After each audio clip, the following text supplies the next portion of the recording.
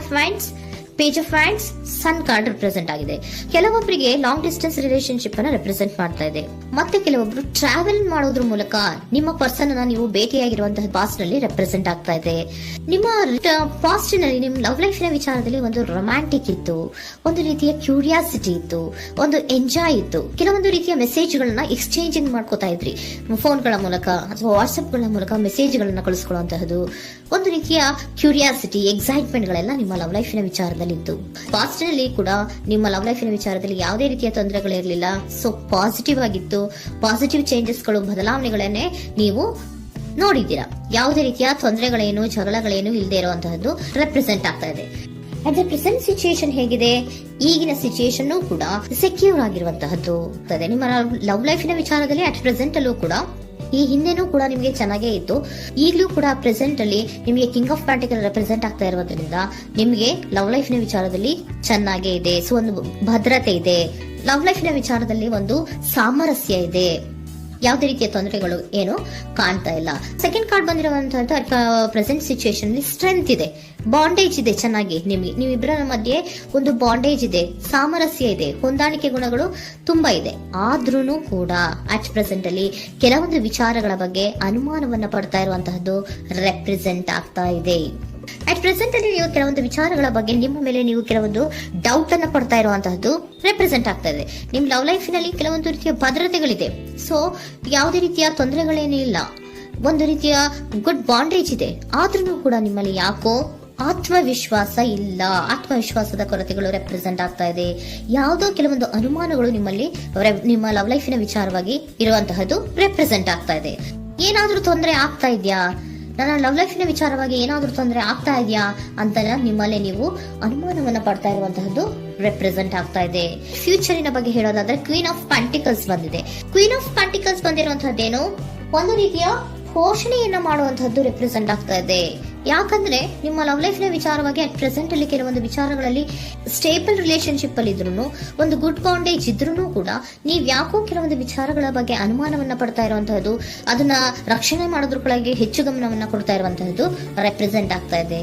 Immediate ಫ್ಯೂಚರಿನ ಬಗ್ಗೆ ಹೇಳೋದಾದ್ರೆ ನೀವೊಂದು ರೀತಿಯ ಪೋಷಣೆಗಳನ್ನ ಮಾಡುವಂತಹದ್ದು, ನಿಮ್ಮ ಲವ್ ಲೈಫಿನ ವಿಚಾರವಾಗಿ ಕೆಲವೊಂದು ರೀತಿಯ ಹೆಚ್ಚು ಗಮನವನ್ನ ಕೊಡುವಂತಹದ್ದು, ಯಾವುದೋ ನಿಮ್ಮ ವಿಚಾರಗಳಲ್ಲಿ ಹಿಡಿತದಲ್ಲಿ ಏನ್ ಇಟ್ಕೊಂಡಿದ್ರೋ, ನಿಮ್ಮ ಪೊಸೆಸಿವ್ನೆಸ್ ಅನ್ನ ಏನ್ ಇಟ್ಕೊಂಡಿದ್ರೋ, ಯಾವುದೋ ಕೆಲವು ವಿಚಾರಗಳಲ್ಲಿ ನೀವು ಬಹಳಷ್ಟು ಓಪನ್ ಅಪ್ ಆಗಿ ಮಾತಾಡದೆ, ಯಾವ ವಿಚಾರಗಳನ್ನು ಕೂಡ ಹೇಳ್ಕೊಳ್ಳದೆ, ನಿಮ್ಮಲ್ಲೇ ನೀವು ಕೆಲವೊಂದು ಬೇಜಾರುಗಳನ್ನ ಏನ್ ಇಟ್ಕೊಂಡಿದ್ರೋ ಆ ವಿಚಾರಗಳನ್ನ ನೀವು ಮಾತಾಡುವಂತಹ ಸಾಧ್ಯತೆಗಳು ಇಮಿಡಿಯೇಟ್ ಫ್ಯೂಚರ್ ನಲ್ಲಿ ಕಾಣಿಸ್ತಾ ಇದೆ. ಯಾವುದೋ ಕೆಲವೊಂದು ವಿಚಾರ, ಯಾಕೆ ಯಾವುದೋ ಕೆಲವು ವಿಚಾರಗಳಲ್ಲಿ ನಿಮಗೆ ಅನುಮಾನಗಳು ರೆಪ್ರೆಸೆಂಟ್ ಆಗ್ತಾ ಇದೆ. ಲವ್ ಲೈಫಿನ ವಿಚಾರ, ಪ್ರೀತಿಯಲ್ಲಿ ಯಾವಾಗ ಅನುಮಾನಗಳು ಸೃಷ್ಟಿಯಾಗುತ್ತೋ ನಾವು ಅವಾಗವಾಗ್ಲೇ ಅದನ್ನ ಬಗೆಹರಿಸ್ಕೊಬೇಕು.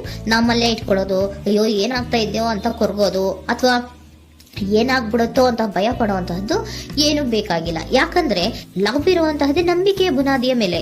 ಸೊ ನೀವೇನ್ ಮಾಡ್ಬೇಕು, ಏನಾದ್ರೂ ಸ್ವಲ್ಪ ಡೌಟ್ಗಳು ಬಂದಾಗ ನೀವು ಅದನ್ನ ಬಗೆಹರಿಸ್ಕೋಬೇಕು. ಯಾವ ವಿಚಾರದಲ್ಲಿ ನಿಮಗೆ ಬೇಜಾರಾಗಿತ್ತು ಅದನ್ನ ನೀವೇನ್ ಮಾಡ್ಬೇಕು, ನಿಮ್ಮಲ್ಲೇ ಇಟ್ಕೊಂಡು ಕೊರಗಬಾರ್ದು. ಓಪನ್ ಅಪ್ ಆಗಿ ಮಾತಾಡೋದ್ರ ಮೂಲಕ ನೀವು ಕ್ಲಾರಿಟಿಯನ್ನ ತಗೊಳ್ಳುವಂತದ್ದು ನಿಮಗೆ ಇಮಿಡಿಯೇಟ್ ಫ್ಯೂಚರ್ ನಲ್ಲಿ ಕಾಣಿಸ್ತಾ ಇದೆ. ಯಾವುದೇ ವಿಚಾರಗಳ ಬಗ್ಗೆ ನೀವು ನಿಮ್ಮ ಲವ್ ಅನ್ನ ಅಥವಾ ನಿಮ್ಮ ಪ್ರೀತಿಯನ್ನ ಭದ್ರವಾಗಿ ಉಳಿಸ್ಕೊಳ್ಳೋದಕ್ಕೋಸ್ಕರವಾಗಿ ನೀವು ನಿಮ್ಮಲ್ಲೇ ಇಟ್ಕೊಂಡಿದ್ದಂತಹ ಅಥವಾ ಕೆಲವು ಬೇಜಾರಿನ ವಿಷಯಗಳ ಬಗ್ಗೆ ನೀವು ಹೆಚ್ಚು ಮಾತಾಡಿ, ಓಪನ್ ಅಪ್ ಆಗಿ ಕೆಲವೊಂದು ವಿಚಾರಗಳ ಬಗ್ಗೆ ಮಾತಾಡುವಂತಹದ್ದು ಮತ್ತೆ ಅದನ್ನ ಕ್ಲಾರಿಟಿಗೆ ತಗೊಳ್ಳುವಂತಹದ್ದು ರೆಪ್ರೆಸೆಂಟ್ ಆಗ್ತಾ ಇದೆ. ನಿಮ್ಮಲ್ಲಿ ಬಾಟಮ್ ಆಫ್ ದ ಡಕ್ ಅಲ್ಲಿ ಬಂದಿರುವಂತಹದ್ದೇ ಅದು. ಖುಷಿಯಾಗಿರ್ಬೇಕು, ಸಂತೋಷವಾಗಿರ್ಬೇಕು, ನಮ್ಮ ಲವ್ ಲೈಫಿನ ವಿಚಾರದಲ್ಲಿ ಒಂದು ಎಂಜಾಯ್ ಇರಬೇಕು, ಮತ್ತೆ ನೆಮ್ಮದಿ ಇರಬೇಕು, ಯಾವುದೇ ರೀತಿ ಗಲಿಬಿಲಿಗಳಿರಬಾರ್ದು ಅನ್ನೋಂತಹದ್ದೇ ನಿಮ್ಮ ಎನರ್ಜಿಯಲ್ಲಿ ರೆಪ್ರೆಸೆಂಟ್ ಆಗ್ತಾ ಇರೋದು.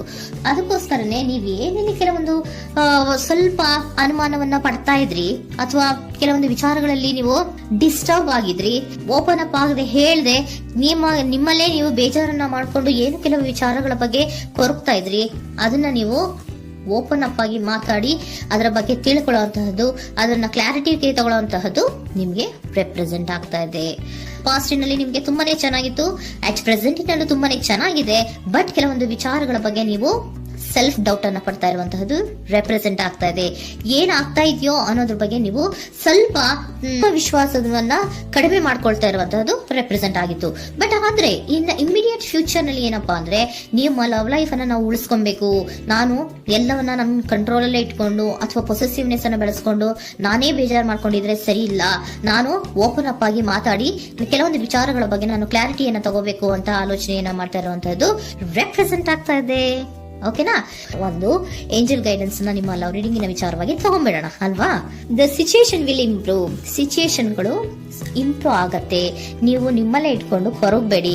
ಯಾವುದೇ ವಿಚಾರಗಳನ್ನ ನಾವು ಓಪನ್ ಅಪ್ ಆಗ್ಬೇಕು. ನಾವೇ ಬೇಜಾರು ಮಾಡ್ಕೊಂಡ್ರೆ ಅವ್ರಿಗೆ ಏನ್ ಅರ್ಥ ಆಗುತ್ತೆ, ನಿಮ್ ಪರ್ಸನ್ ಏನ್ ಅರ್ಥ ಆಗುತ್ತೆ, ಏನಕ್ಕೆ ಬೇಜಾರು ಮಾಡ್ಕೊಂಡಿದೀರಾ ಅಂತ ಅವ್ರು ತಿಳ್ಕೊಬೇಕು ಅಲ್ವಾ.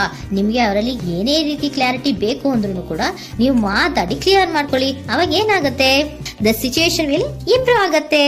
ಇದಿಷ್ಟು ನಿಮ್ಮ ಮಂತಿನ ಲವ್